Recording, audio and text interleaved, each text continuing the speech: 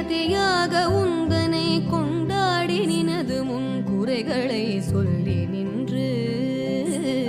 கொடுமையாய் என் மீது வறுமையாய் வைத்து நீ குழப்பமாயிருப்பதேனோ